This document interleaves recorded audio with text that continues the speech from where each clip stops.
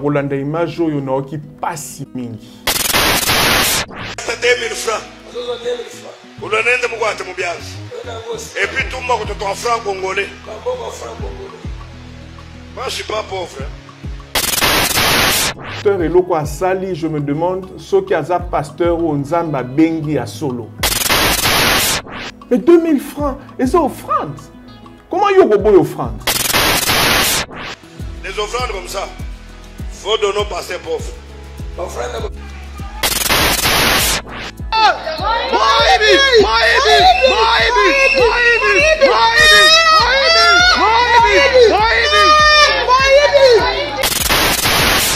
Mais 2000 francs, on est pose à Moutouya pour naïe.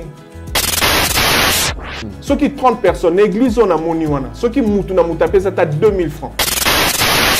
Donc bazana souci les sous soit ba amte, mais ba comme na souci à ma boumou na bangon des bible lobi. Ama kasange mbote. Il faut na lo ba pour la vie na lo ba ya ser na. Mais le kasange mbezate moyana lo ba pe zate. Tanga banda ki musala nzambe ni bandi, laisse que ça qui bongo.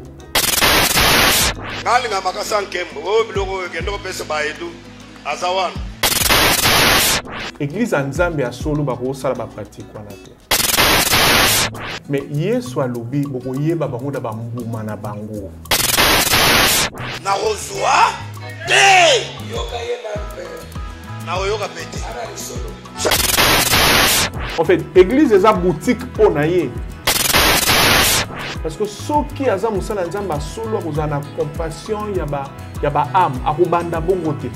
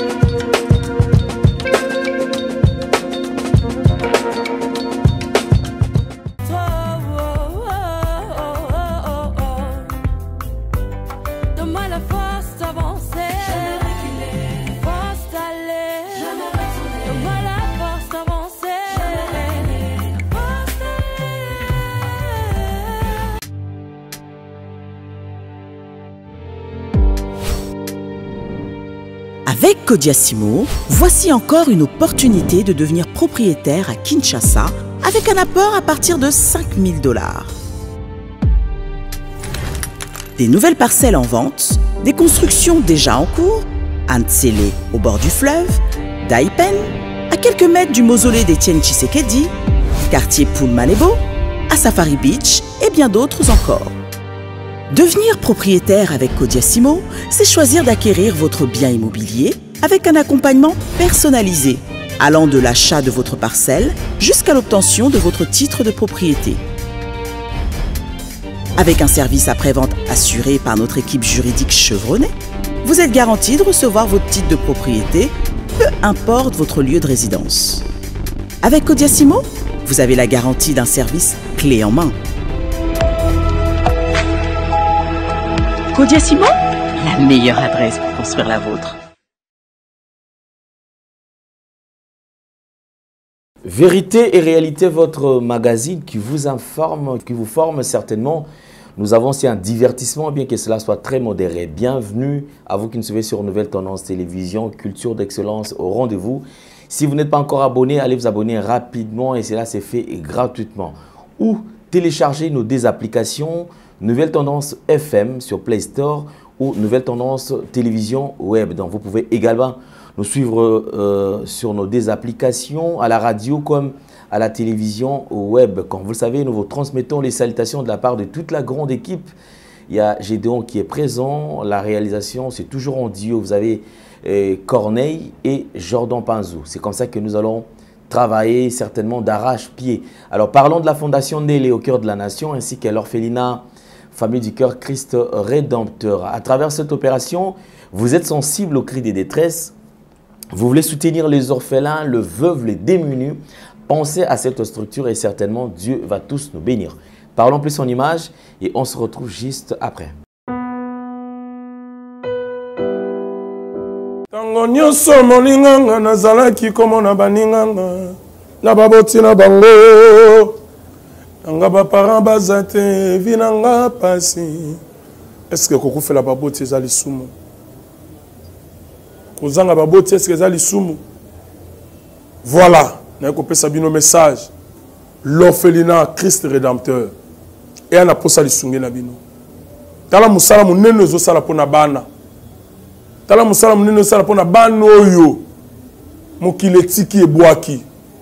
Mais nzamba atelemi na nzela orphelinat oyo pona ko encadrer bana oyo. Yaya lisungi na yo to ana ngoposa. Un euro no to ana ngoposa pona mwana moko. Tango mwana moko alie nzambe ya bitike oya permettre ete na nzela no mwana alia akobosa na ote. Voilà message ya l'orphelinat Christ Rédempteur. Tu as besoin de lisungi na bino. Ba numéro za na se kota contact na biso assistance na yo et aux lisungi pour na bana. Que le Dieu des orphelins a bénir diama mtu nyoso ja ta likanisa ko sala quelque chose. Peut sali yango zamba pambola bino.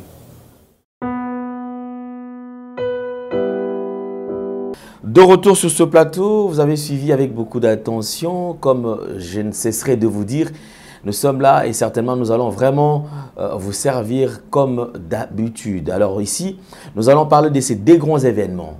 Bananzambe surtout, Osambelaka, Osambelakate. Quand il s'agit de Dieu, c'est que j'aime, c'est qu'il dit que tout ce qui respire loue l'Éternel. Donc ici, on n'a pas de tendance. Alors, nous serons tous à ces grands rendez-vous. Ça sera déjà le 26 mai au Zénith de Paris. Donc, aux allants en Bélé, aux allants à Nantes, aux allants à Rouen, aux allants à Dijon, aux allants à Lyon, aux allants à Bordeaux, aux allants à Rennes, Binognon surtout. Tout le monde, biscuit aux alliés, tu as comme ça en billetterie déjà ils allient. Et puis ce que moni aux Anguilles, aux Anguilles dans nos sommet dans le billet, na hôtel, au se dépêcher rapidement soit au côté juste na site. Il y a billetterie au Kozwa, billet nayo parce que jusque là il nous reste juste quelques places avec le pasteur Mike Alambaye. C'est un grand événement, Dieu sera au rendez-vous, on va adorer Dieu, on va les louer, mais il n'y a pas mieux que ça parce que Koku Misanza Mende yango penza au biso sengeli to sala kayango toku misakae dans circonstances nyonsotu. Juste après Zénith de Paris, le 27 juillet on sera au stade de Martyrs. Toujours avec pasteur Mike Alambaye. Donc on va jouer comme pas possible ce jour-là parce que Bisengwalo les Gozala na rendez-vous. On va adorer le Seigneur, on va le louer, il sera élevé et ce jour-là il y a la mention mon spéciale. Généralement comme un concert il y a chrétien, on a tendance et ça la makaka bon à la va-vite, mais c'est une production d'un grand label Madjabou Gospel. Donc ça sera exceptionnel. Son, lumière, podium du jamais vu. Na me salamate, na lobi aux la concert el bousou tout le monde a son ya bongo. Lumière, il y a bongo. Tout le monde a podium. Il y a bongo. C'est-à-dire tout ce qu'il a à païen, c'est la mamba kitoko. Nzambe na biso ne mutoza Nzambe aleki bangona nyonso et puis c'est lui comme dit la Bible, l'or et l'argent lui appartient. Donc Joana tokoya tout en étant excellent, bien habillé, on sera là et on va adorer Dieu et surtout déjà billets ezali disponibles. Nous allons vous faire vivre le préparatif, comment est-ce qu'il est en train de préparer ces deux grands événements, puisque après Stade de Martyrs, on sera à Goma. Après Goma, on sera en Côte d'Ivoire. Donc, Bobongama, Bananzambe, on va adorer Dieu. Parlons plus en images et on se retrouve après.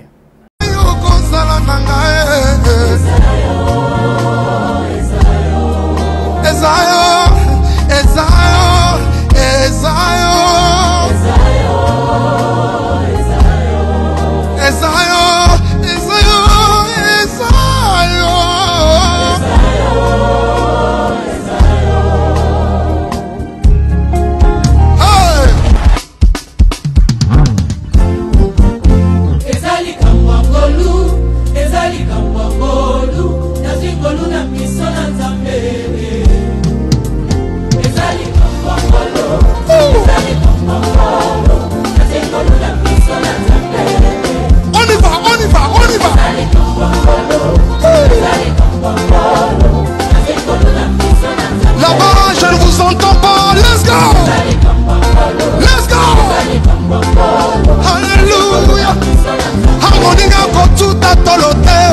olobaki na ngai nasenga yo yo nde okopesa ngai olobaki na ngai naluka yo papa okomi monisa olobaki na ngai bilaka na yo ekokokisama mpo na ngai oza moyoki losambo yo nde mofuti malamu awa na ye koluka yo shilo ya nola na mona.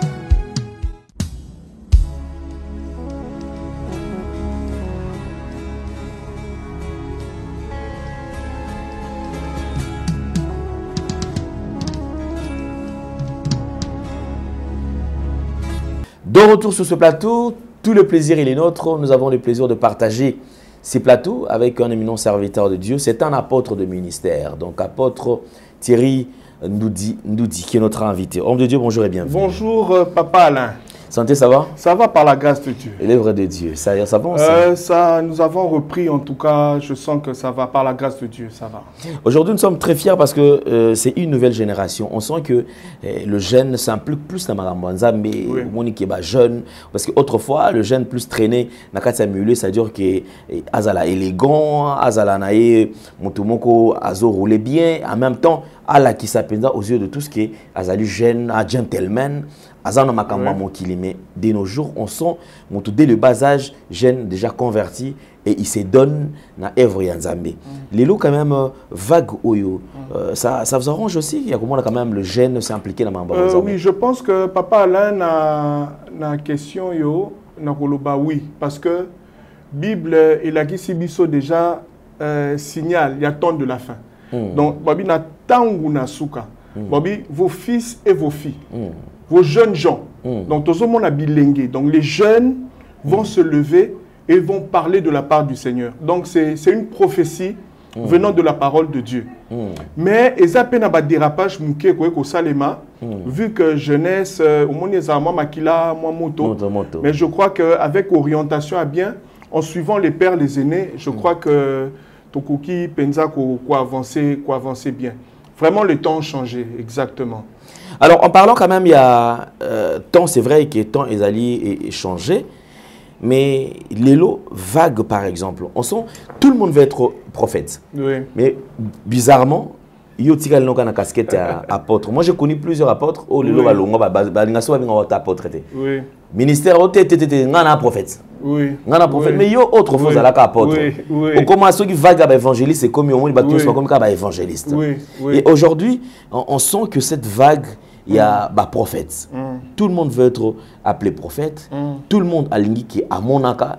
Tout le monde a ligné à traîner quand avant où ils allaient souffler actuellement. Ils ont flatté. Oui. Non, on a flatté parce que Naebi appelle Nanga. Naebi et Sikani Nzamba Bengelinga. Et Sikani Nzamba Azo Mimanga. Donc je reste la casquette Nanga, il y a apôtre. Il y a un Thomas, exactement. Pourquoi? La question au Touni, toko remarqué et l'eau comme ezo salema natan oyo, dès dans le temps de la fin.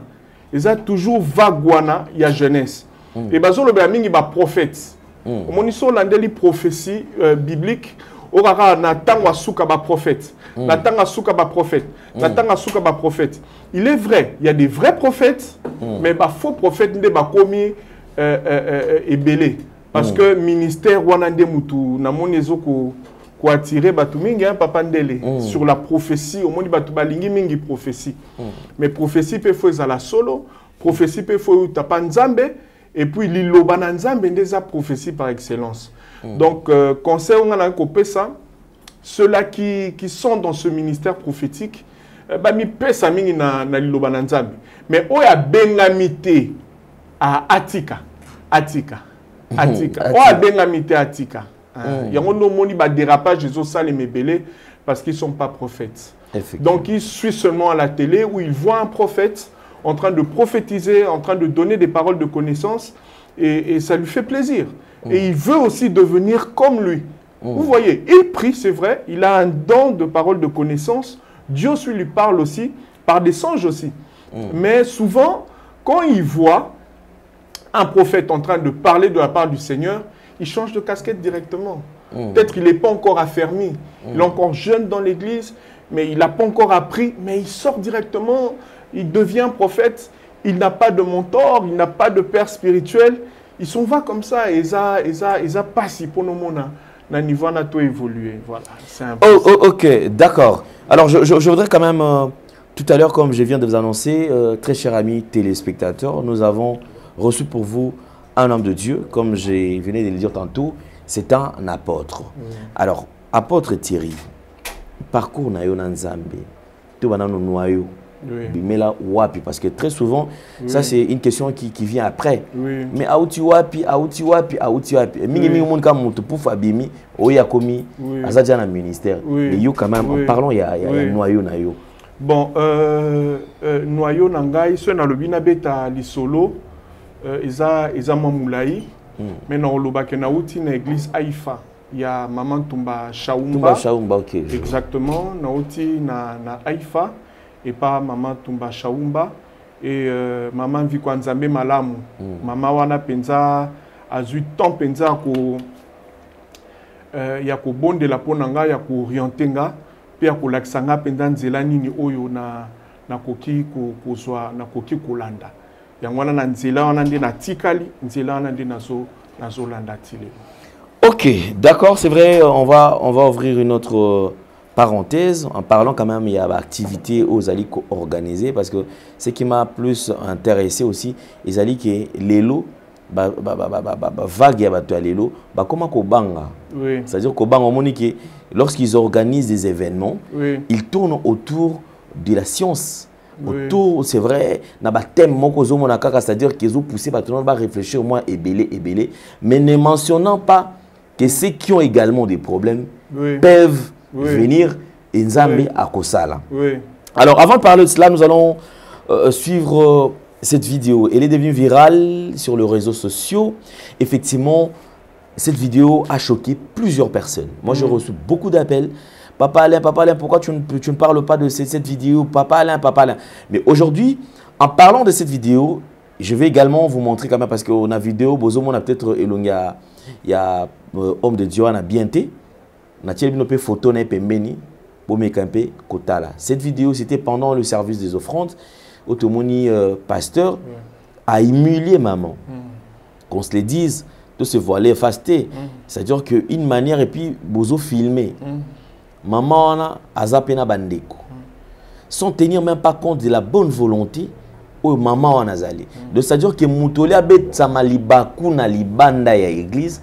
Ye abetsami libaku na kati ya église na cher pe epaya pasteur qui va minimiser le maigre moyen ya mondimi o aye nango la kisi volonté na ye apesi et lui il se permet ya ko dénigrer ko kitsaye pe ko bake ba pas ngana genre ba pasteur wana te bo pesa ba offrande mike pourquoi parce que cette femme a donné 2000 francs 2000 francs au lelo ko ki osombela mutu makala alambi biloko 2000 francs au ekosomba loso moto alambi aller 2000 francs au ekosala peut déjeuner à moto exactement ce que je dis ali pas et puis vous allez même déjeuner à luxe pour certains de c'est-à-dire qu'il y a des mapas sucre kozala wana ngube kozala place wana omelette pe ezali c'est-à-dire que moto na moto qui se retrouver na déjeuner mais comme minimiser alors nous allons suivre cela en détail tout la nation son aboké bien on se retrouve juste après. 2000 francs unanenda mkwate mubiazi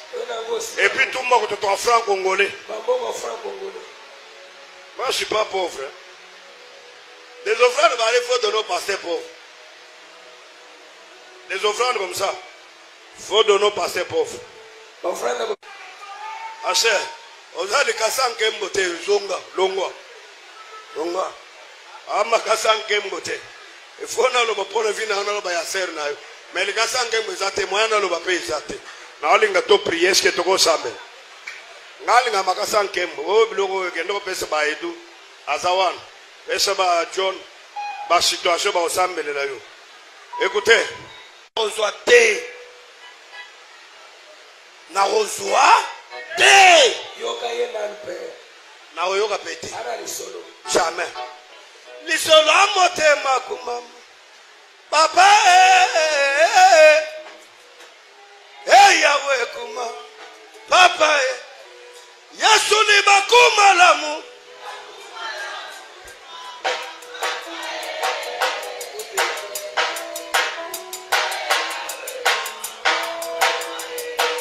Merci beaucoup, nous sommes de retour sur ce plateau. Apôtre Thierry. Oui, papa. Nous venons de suivre ces images. Nakolanda iba image d'abord réaction nous akini ni tango moni. Nakolanda image yo na oki pasi mingi. Ni choqué. Et choqué ngai parce que pasteur eloko asali, je me demande ce qui a pasteur ou nzamba bengi a solo. Oyebi na fungana en parenthèse papa le. Ata lelo na musala nzambe. Biso basala nzambe komi pasi. Ok nata na zambo kende kotea.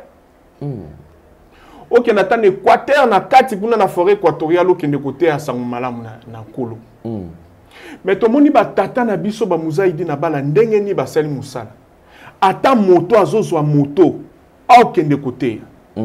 Mais comment se fait-il mutu azana posa ya 2000 francs azo boyango? Mais 2000 francs, et ça offrande. Comment il y a une offrande? Et ça, oh, oui, oh, il y a pesi. Le coup là, hier, soit ici, maman mukolo, a pesi, oh, il y a salaki na mobimba nango. Donc, s'il faut suivre exemple, il y a ce qu'il y a qui à l'encontre, c'est quoi? Abimi, il y a ce qu'il y a yende a pesi. Oh, yo penza ya ye wa tika la kinango. Mais 2000 francs, on est cause à Moutouya pour naïe. Peut-être 2000 francs cause à Moutouya pour naïe, mais pour naïe, ça Moutouya. On le bia à 2000 francs, mais 2000 francs, on a. Ceux qui 10 personnes va payer 2000 francs, papa, au bimala combien? 20 000 francs. Ceux qui 30 personnes, l'église, on a moni, on a. Ceux qui moutou na moutapé, ça t'a 2000 francs. Ce pasteur aura combien? Vous voyez, donc bazana souci les sous sur ba amte, mais ba comme il a souci à ma boumou na bangonde Bible lobi. Donc ils travaillent pour leur ventre. Ils ne travaillent plus pour Dieu. Tant que banda ki musala nzame ni bande, est-ce que ça qui bongo? Est-ce que bande ko landa bandimité na bandako? Mukio ba kopesa ye. Ya on ye so bito zonge la bolingo na biso akala. Mais ezape pas sinandima ke pasteur Azo Salaba ou tapena pas nzambe à soloté. Je ne pense pas, je ne crois pas. Je peux me tromper dans ça moutou, mais eza pas si vraiment moutou a bongo a bengami pene pas nzambe. Peut-être a bengami a bandi malamu a silisi mabeloko la Galate 3 bisabiso. Il a commencé avec la foi, il a commencé avec le Seigneur, mais à la fin il s'est refroidi, a commis na posa ya mbon. Mais c'est quoi côté anime? Pelelo soka kufia ko kende wapi. C'est ça le problème. Mais j'ai l'impression que c'est comme si, je ne sais pas si vous avez une méthode Yassika, au adopté, dans la église. Je même constaté dans une église, dans le moment où il y a offrande, où le pasteur précise, il dit vrai, les lots, on a offrande, donc, tout sous kakaka na $10. Donc, oh yo, bon, ça qui offrande na ona, ya mukiwana, bombango kende oliango nandako. So, osa na nini, kende osa la yango. Et effectivement, mon sali opération on a azio offrande. Bah tout le temps on va bimi les bandes à l'église, surtout ma maman, très choqué. Donc mon abima qui nanda abongisi offrande naïe, balobi qui koyak bangondo babate babi no bayaka nda kwa nzambe maboko pamba te. Mon azio olia somba lipa naïe olie ali ata malewa. Akanginza la lobité na ki rosa elanzambe na ngana pesa na même quelque chose. Parce que quelque chose a comme une église a dû accepter, ça dit bateyer mais a dû accès na kopesa offrande té. Est-ce qu'il y a kati et tonga pa l'église nzambe et loko na pratique bon ezali malamu. Merci papa Alain parce que otuni question malamu. Obi est-ce que l'église nzambe? Église nzambe a solo ba ko sala ba pratique wana te. Mais yeso alobi boko yeba bango da ba mbuma na bango. C'est facile aujourd'hui. Tous les apôtres sont tous sambe lanzambe laksangai prophète amalam ou pasteur amabe. Non. Na misala na bangondo koyeba. Mais quand déjà zo salango, mazo salango pona mbongo. Azo salango pona mbongo. Azo lukambongo na ye, asala ba faire na ye. En fait, église eza boutique pona ye. Église eza na souci ya ko Ézéchiel azolo bango. Nzamba azoyebisa Ézéchiel obi mingi ba pasteur rebelle. Bazozo ba memeka pona ba mila miliki na bango. Mais kobiki sa bango guérison na bango. Le salut de l'âme, le salut du corps, le salut ya ko vivre ko lakisa batu ko tambola na Nzambe. Pasa na ngoli souta. Et puis soko talipe mate ya na bango komona eza lisu penza conformité na écriture. Vraiment les choses ont changé. Les loto komi na tango asuka. Donc il est facile ya ko discerner nani azosela Nzambe, nani azosela Nzambe te. Mais dans tout ça, j'ai l'impression que on dirait que foot à penza pour les alliés plus fidèles. Parce que déjà un homme de Dieu, on sous-entend déjà qu'ils ont déjà aux alliés affermis. Exactement. Mais on se pose la question, c'est qu'un affermi qui lui-même tombe dans le biloko, on dirait qu'il placé à mon dîme. Exactement. Bon, Aza, c'est vrai. Est-ce qu'Aza Moussa Nzamba solo? C'est ça le problème. Il faut tout bananer en place. Est-ce qu'Aza Moussa Nzamba est solo? Parce que ceux qui Aza Moussa Nzamba solo, ils ont la compassion, il y a ba âme, à banda bongote. Mais sous batala rabilongi, attends la prophétie, hein, papa. À mon nom lati qui toko boy tout pour lui, tu as l'argent. Prophétie à copé sérieuse à différents na mutuo yo à lati bizarre to azara bongo. Est-ce que critérium peut cause la un vrai pasteur peut ça? Ezali yeso bito yeba bango bambuma na bango. Toza na Galate 5 ezo la biso. 20 à 23 à 24 soko tangi okomona bazo la biso attitude y a un homme de Dieu. C'est facile à comprendre, à voir que ça c'est un homme de Dieu, ça c'est pas un homme de Dieu. Peu importe l'apparence à couper ça. Soko vandina yo umelina ye tu sauras.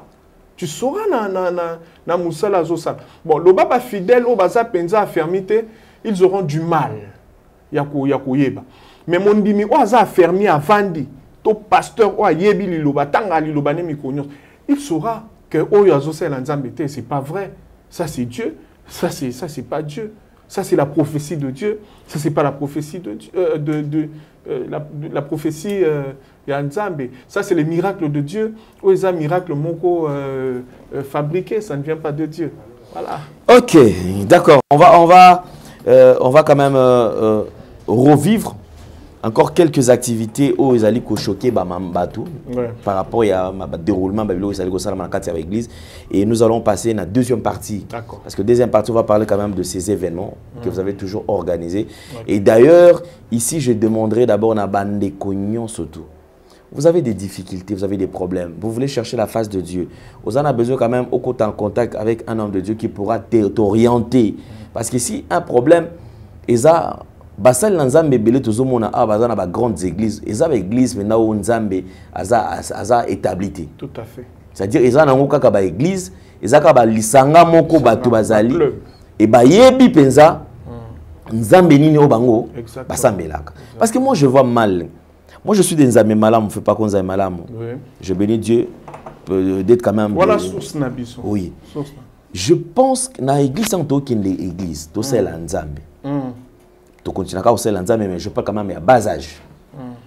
Lorsque tu vas à l'église, église ya solo, yomo soko sala ki lisum, oso sentir que tu as du mal même à aller à l'église. Exactement. Et lorsque tu arrives à l'église, oko sentir que osa mal à l'aise moko, aussi long ceux qui n'ont aucune bellité.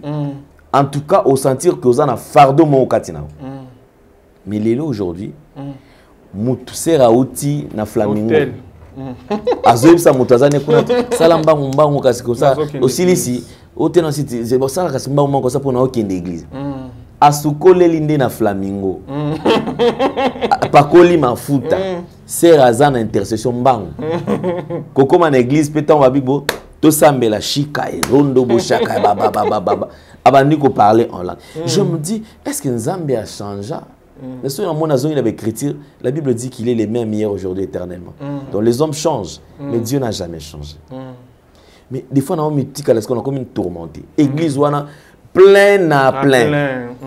Mais le même sœur, qui est na capé la bango, qui est na kije na bandal bango, kende na ba boîte nyonso za na ville na ça bango makambo tout ya mokili eleka na bango bayibi c'est-à-dire baza à la page mais baza bandimi kaka ya dimanche on a temps passé c'était très difficile je me demande qu'est-ce qui se passe dans cette église où ça lit que ba chrétien baza la insensible na makambo etali bonzambe na koloba papa Alain à moins que na se tromper naza mutu.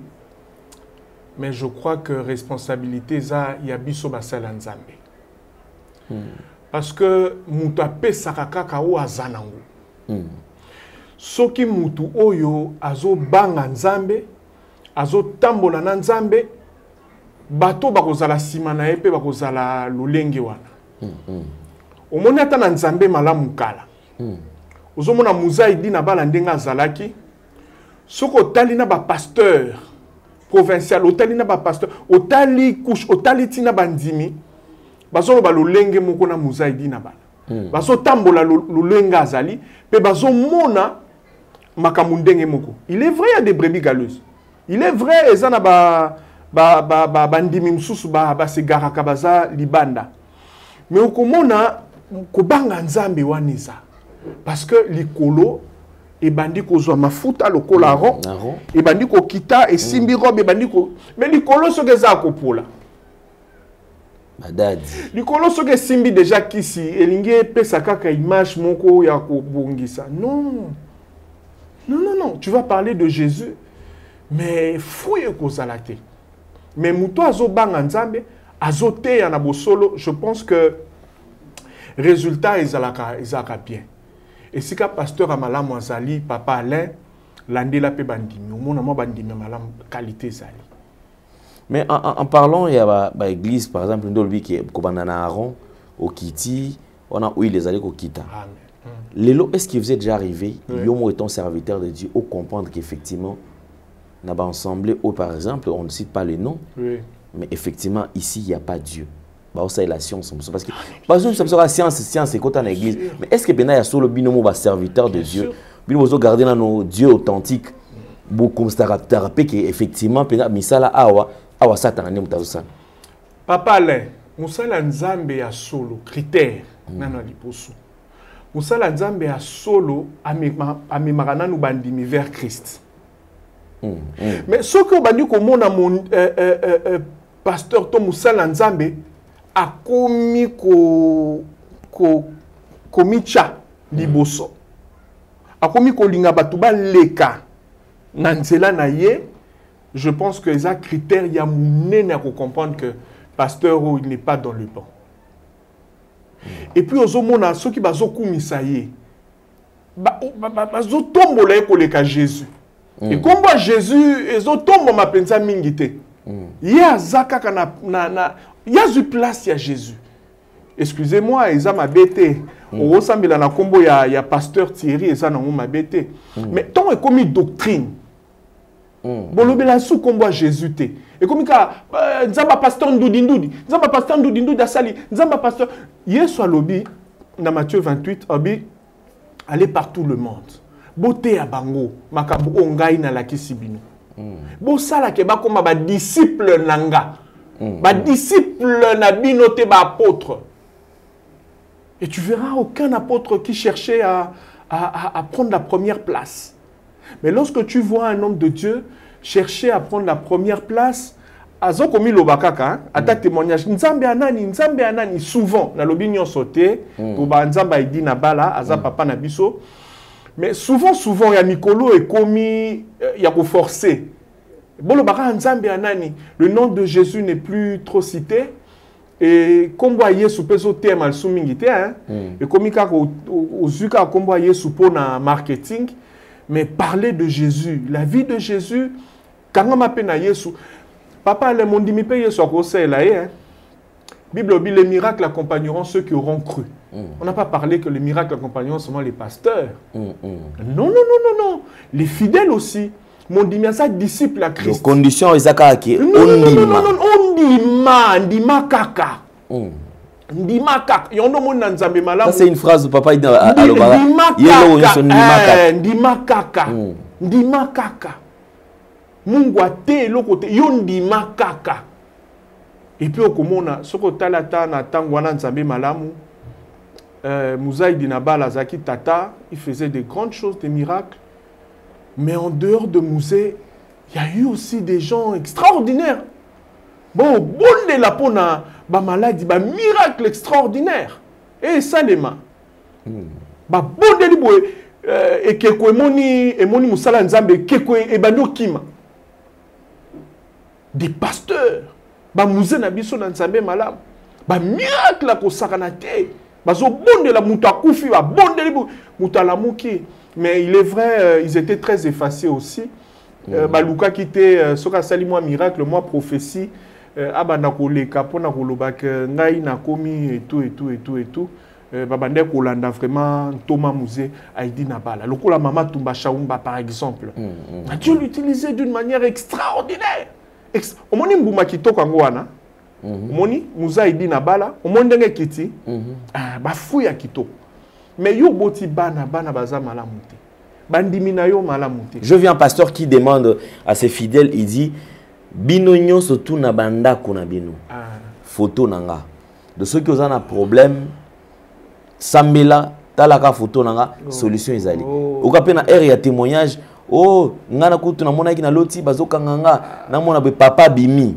Papa nani, c'est son pasteur moto abimi. Et je me dis, bah pasteur oyo, ceux qui eloko et outi wapi. Pour écouter na katia na église et qui peut aux la normal lelo obsenga na ba ndekonyo surtout ba ndimaka quand même que za musala nzambe bazwa photo no bachango na bandako. Je refuse papa là. Là que lui fait l'eau. Je refuse. Je refuse. Yesu kutatika photo te. Ngana tia photo na nga pona obika le kuta, c'est pas vrai. Ce que bon, c'est Satan qui c'est un faux miracle. Oh là. Non, c'est un faux miracle. C'est un faux miracle. C'est un faux miracle. On n'est pas tata. Non, et où tu pas nzambete. Non, et où tu pas nzambete. Papa Alain, par ignorance, hein, moutoua yebi nzambete, peut-être ceux qui a koutani na yo, un serviteur de Dieu, a monio le quoi nzambe. Foi o akoye pa na yo a simbio abiki. C'est ça iloko moko nzambe azo permettre hein na moment wana pour na ignorance na yo mais eko ma doctrine que boya bo simba kanga lamba boya botalaka ba photo non eza commerce c'est pas vrai papa là je sais que nazo choqué batu mususu ba pasteur na bango mais je dis vraiment ezo uta na mutema nanga c'est pas Dieu il faut montrer Jésus. Il faut montrer la parole de Dieu. Il faut montrer la Bible. Jésus a dit, je suis le chemin. Ce n'est pas le pasteur qui est le chemin. Ce n'est pas le prophète qui est le chemin. Il y a message, message et consort. Missou bachaka photo, il y a Yesu, il y a prophète. Non. Ce n'est pas Dieu. Ce n'est pas Dieu. Ce qu'on s'allie idolâtrie, tu iras en enfer. On va prendre une deuxième image pour permettre Bissokaka. Tout chuter pour tout qui n'est vers événement parce que c'est vrai j'aimerais à ce que Batouazala est belé dans événement parce que Dieu sera au rendez-vous. Jésus-Christ de Nazareth, le roi des rois, il sera lui-même au rendez-vous et certainement on vivra le miracle. Alors ici apôtre Thierry, je voudrais quand même tout l'anda vidéo et comme il peut sous viral. Je ne sais pas à Outiwapi mais cette femme apparaît. Et l'appareil, c'est le loba le belaye trop sur TikTok, les réseaux sociaux, yenaye. Elle impose aux gens un système. Ba gumba melaka photo ne mwa tche nanda kune ba photo mwa Yesu acteur wana poel. O déjà o asenga. OK. Asenga ki basanzola ka yeta za ka Yesu te azaka acteur a tourner film ka. Oui.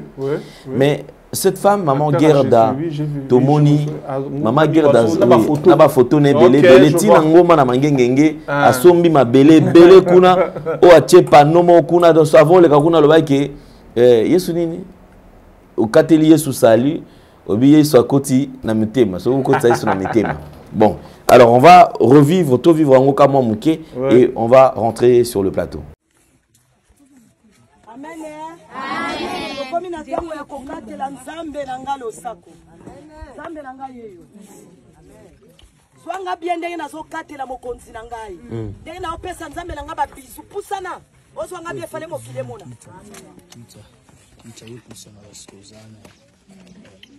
Isdeka. Isdeka.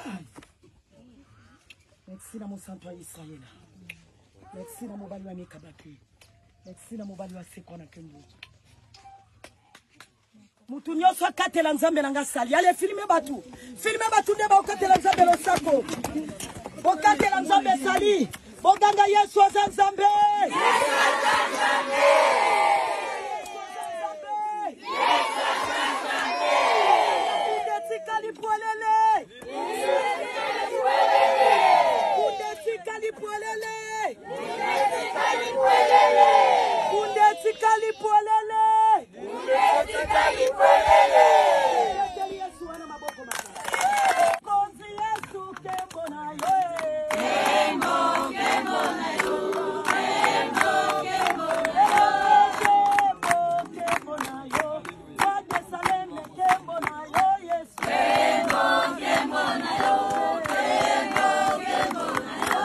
Kembo kembo na yo. Mokozi Yesu kembo na yo. Kembo kembo na yo. Kembo kembo na yo. Kembo kembo na yo. Yesu agenda kembo na yo. Kembo kembo na yo.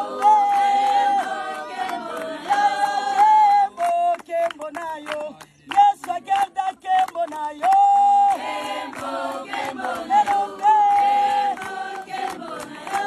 Kolesa la tapeni toko tato mona kembo a Jésus. Kembo kembo na yo. Kembo kembo na yo. Beta masolo ya mitema. Oyo mokile yo kakate. Kembo kembo na yo. Kembo kembo na yo. Kembo kembo na yo. Wade saleme kembo na yo Yesu. Kembo kembo na yo. Kembo kembo na yo. Kembo na yo. Kembo na yo. Kembo na yo.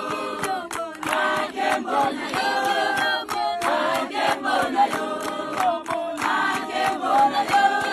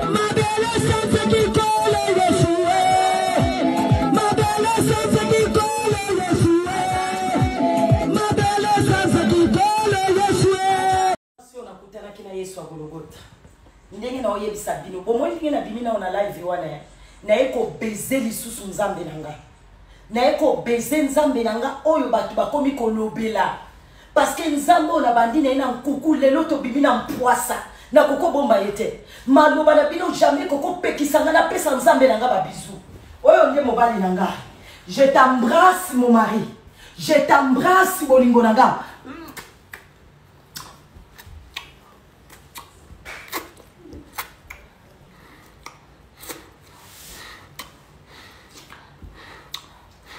Komba Yesu matili kolo Yesu yaza nyonso pona ngai mutu akolongola ngai Yesu na motema zate na banda ki na ina nkuku lelo abimi na poisa Komba Yesu dominé parce que Yesu azanzambe na bomo.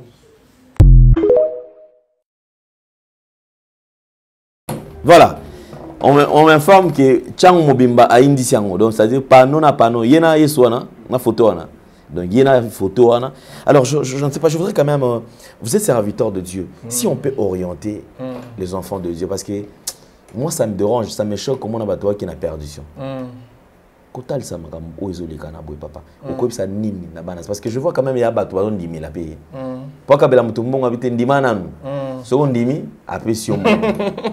Alors, en regardant toutes ces images, Nini Okigolo est un serviteur de Dieu.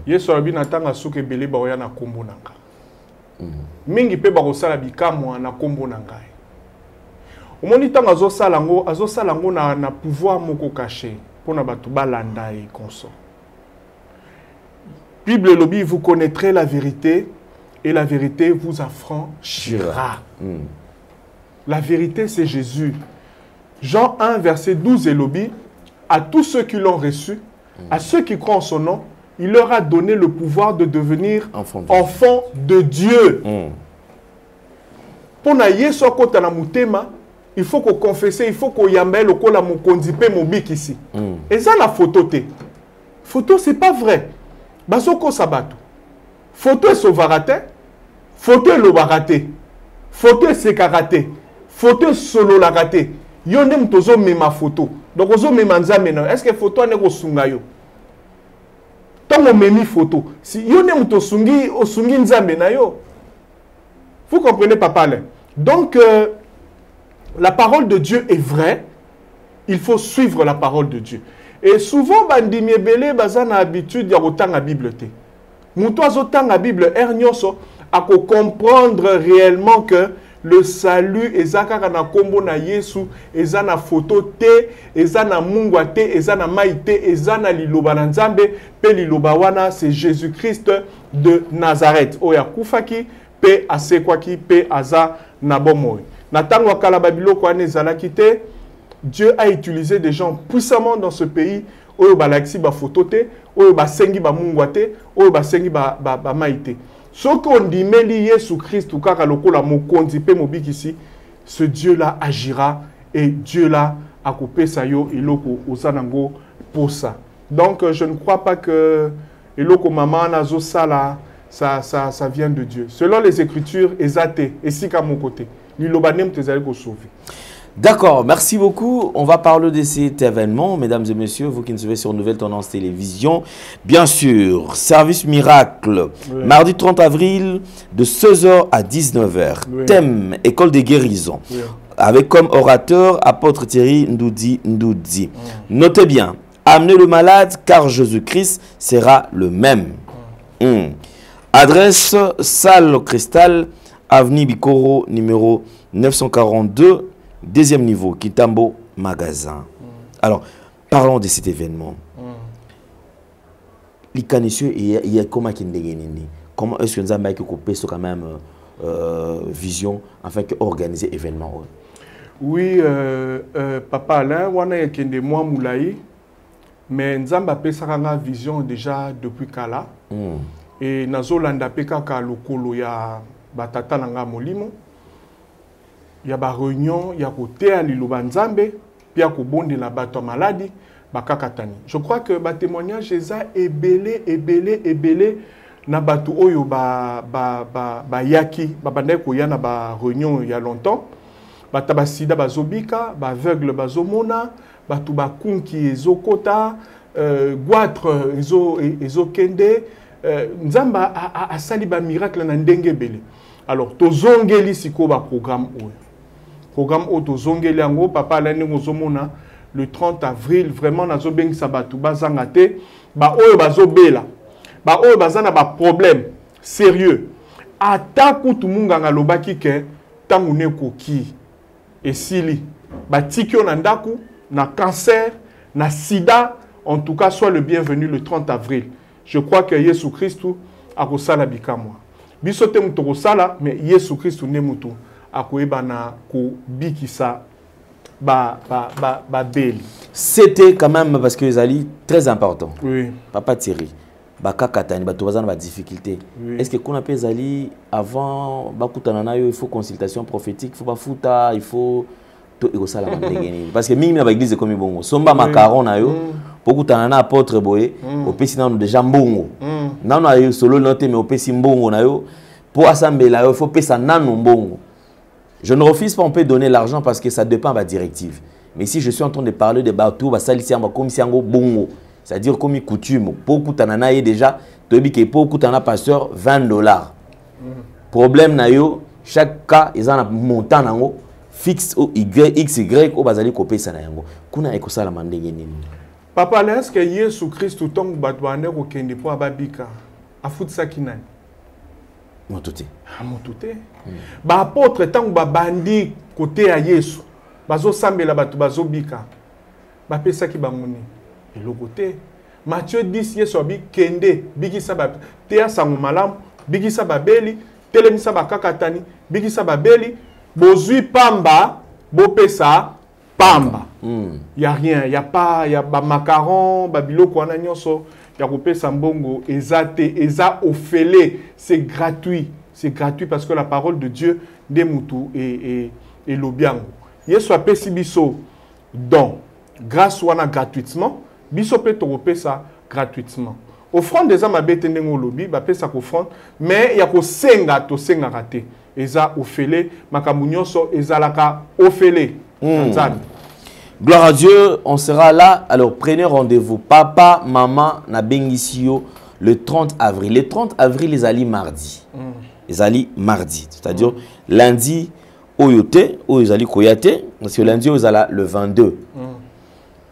Lundi, oyowana kuna, net aux le 30. C'est ça? Non, mardi. Donc mardi, on a kuna net aux le 30. Parce que lundi, ils allaient le 29. Oui. Mais mardi, le 30, wana nde sikoyo.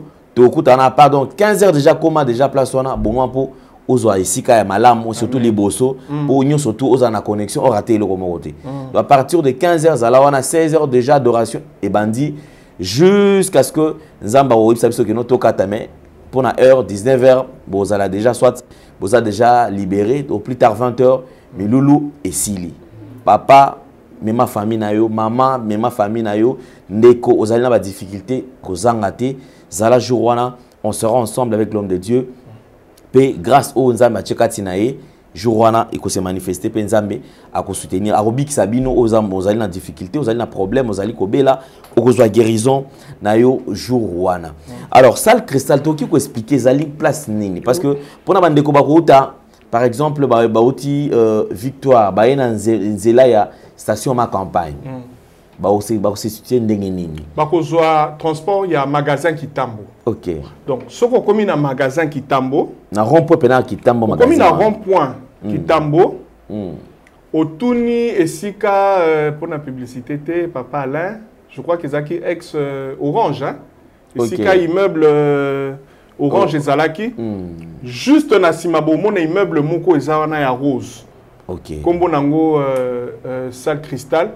Izawana. Donc on est comme une station. On est pas na biso to expliquer c'est-à-dire que place Success Bar Ezali. OK. Donc immeuble Cristal Ezali so comme na rond-point Kitambo magasin. Station mo Ezali awa omona rail. Ok ko tlango pe na ndenge ya rail. À partir ya rail okomona immeuble moko ezana escalier ma bende et mata likolo.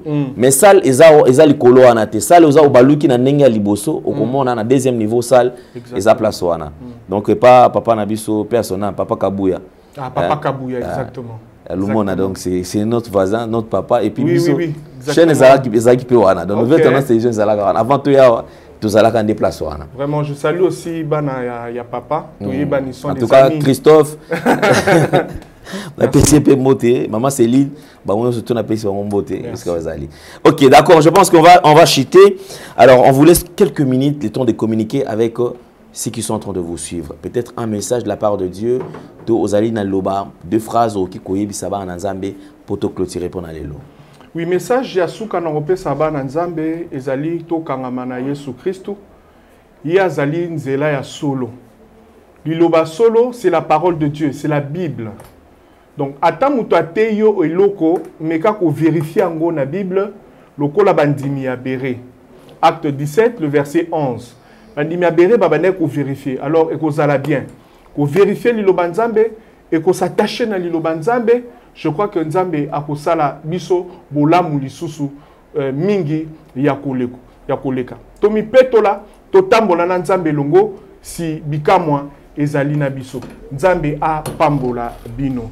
Merci beaucoup, Papa Alain. Merci beaucoup, apôtre Thierry Ndoudi. Alors, je crois que c'est par ici que nous mettons un point final dans l'entretien, ton émission Nabiso et Lelo. Alors, pour tous ceux qui auront besoin d'entrer en contact avec l'homme de Dieu, vous en avez besoin d'encadrement spirituel. Vous en avez besoin peut-être aux bandoto au début, moi limbo la ezalité. Au qui contacter, au lingi à orienter, aux en a problème, vous en avez besoin que l'homme de Dieu a orienté à sungayo. Oui, bah, quand même, la situation vous allez traverser, qu'on hésiter au coquille, qu'on contacter. Vous permettez à ce qu'on donne les numéros? Oui, exactement. Voilà, donc le numéro qui est affiché là, au bas de vos postes téléviseurs, c'est les numéros au coquille Coco en contact.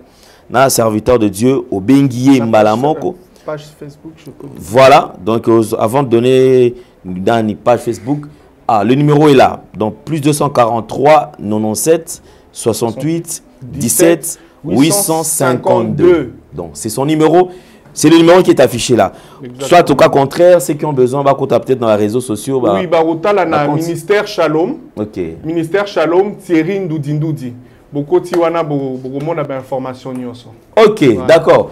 Merci beaucoup, homme de Dieu, de répondre à notre invitation. En tout cas, on se retrouve très prochainement. Sinon, le mardi, Tozala, Bissoyon sur le 30 avril, pour Nakokoum Sanzam à partir de 16h. Donc 16h, Zalawana. Koratete. Amen. Si vous avez aimé cette émission, dites merci à Gédéon, Loïc qui était à la prise de vue.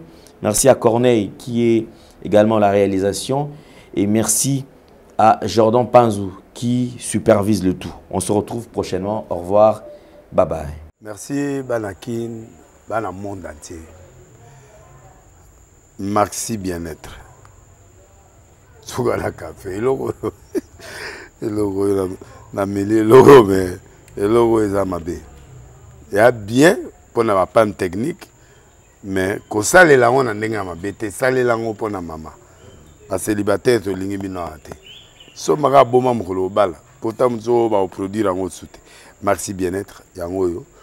Lukango benga ndekonanga alendele yé mutu ayebi esika ko fournir yo autant que tu veux $35 et zebele na kati. Souvent, melika mongo de joga bien. Les hémorroïdes, banini, tout ça. Bilialia, vanda, moussala, banini. Et réparer au système, ya break. Et réparer au fonctionnement. Fonctionnement, ya break de break, donc et son fonctionnement, ya bien. Donc, comme il y a Congolais, toujours gagné ma match. Oh, ça va défaite. Pas de technique en plein match, c'est pas bon. Zongela et loco. Là, c'est éviter de dire. Surtout les pasteurs, ils mela boyawa. Bobenga pena alendele na numéro nae pour bobenga pour bozo loko. C'est important. Traitement poison anti-poison yango yo. Ne ba mususu meli yango avant kende obima. O mela ngo. Ça 2 jours ata batele loko. Moi cuire mon corps c'est bon. Oyo pe anti-poison. Donc soko ata ezala kati et longolango.